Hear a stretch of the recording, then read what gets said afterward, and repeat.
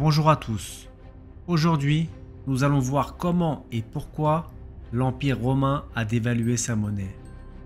Le commerce était vital et générait une immense richesse pour les citoyens de Rome. Cependant, la ville de Rome ne comptait qu'1 million d'habitants et les coûts ne cessaient d'augmenter à mesure que l'Empire s'agrandissait. Durant l'expansion de Rome, les recettes fiscales couvraient les dépenses impériales. Certaines situations comme la guerre, les projets d'infrastructures ou les catastrophes naturelles ont fait dépasser les dépenses par rapport aux revenus. Mais le gouvernement romain a toujours couvert la différence avec les richesses produites par les mines d'or et d'argent ou par les ennemis vaincus. Alors que l'Empire atteignait son apogée en 117 après Jésus-Christ, les empereurs romains furent confrontés à une liste toujours croissante de dépenses. Le réseau militaire massif de Rome augmentait constamment les coûts. De nouvelles frontières devaient être protégées. Il fallait combattre de nouveaux ennemis et construire de nouvelles routes commerciales. Finalement, les Romains ont manqué de moyens pour financer leurs dépenses. Malgré une population imposable si nombreuse, lorsqu'une civilisation manque d'argent, elle se trouve face à 3 options. S'endetter, augmenter les impôts ou dévaloriser la monnaie. L'endettement repousse le problème du défaut financier dans le futur. Comme vous pouvez l'imaginer, les gouvernements ont un bilan désastreux en matière de remboursement de la dette une fois qu'ils l'ont acquise. Rome n'avait pas la possibilité de vendre des obligations comme les gouvernements modernes, de sorte que les empereurs s'endettaient rarement. Les dirigeants qui veulent garder la tête froide ont tendance à éviter d'imposer à leur population une fiscalité excessive, surtout lorsqu'ils peuvent choisir une option beaucoup moins évidente et plus sinistre. Ce n'est que dans les dernières années de Rome que les empereurs ont eu recours à une fiscalité abusive. Dévaloriser la monnaie signifie réduire la valeur de chaque unité monétaire. Cela permet au gouvernement de rembourser les mêmes dépenses nominales avec une monnaie de moindre valeur. Bien entendu, cela entraîne également une hausse des prix des biens et des services. La principale pièce d'argent utilisée au cours des 220 premières années de l'Empire était le denier. Cette pièce valait environ une journée de salaire pour un ouvrier ou un artisan qualifié. Dans les débuts de l'Empire, ces pièces étaient d'une grande pureté, contenant environ 4,5 grammes d'argent pur. Cependant, avec une quantité limitée d'argent entrant dans l'Empire, les dépenses romaines étaient limitées par la quantité de deniers pouvant être frappés.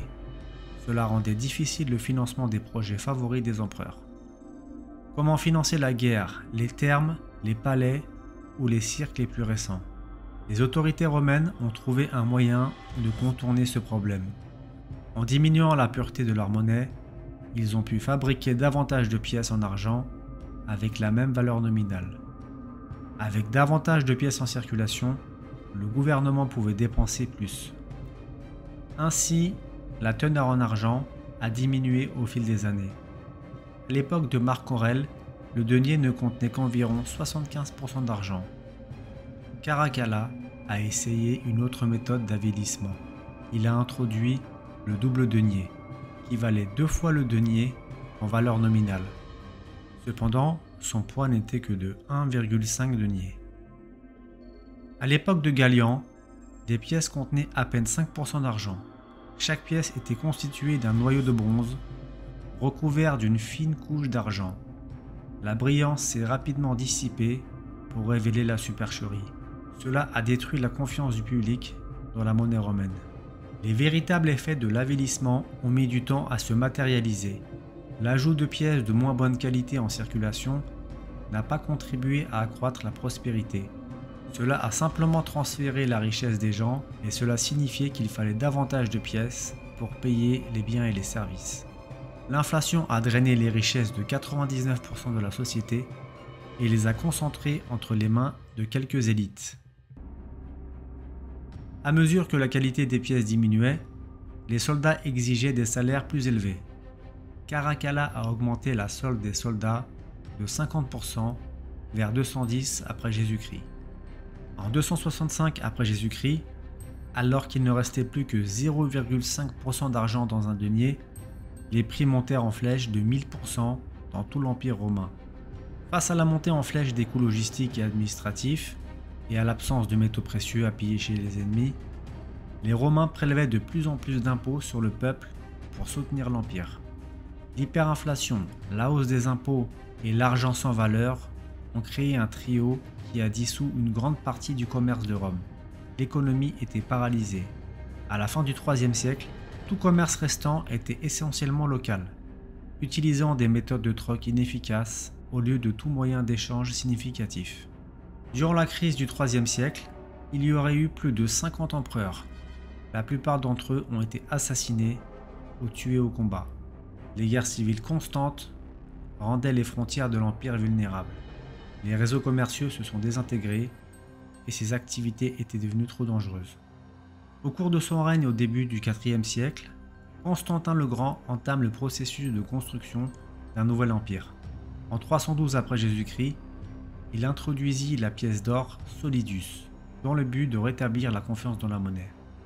Le solidus, une pièce d'or pure pesant 4,5 grammes, constitue ainsi une nouvelle épine dorsale monétaire en Europe, ce qui a aidé Constantin à jeter les bases de la prochaine grande puissance mondiale, l'Empire byzantin. Parce que les élites romaines ne pouvaient pas imprimer un nombre illimité de pièces d'or et d'argent, elles ont dû recourir à des tactiques sournoises pour couvrir des dépenses excessives.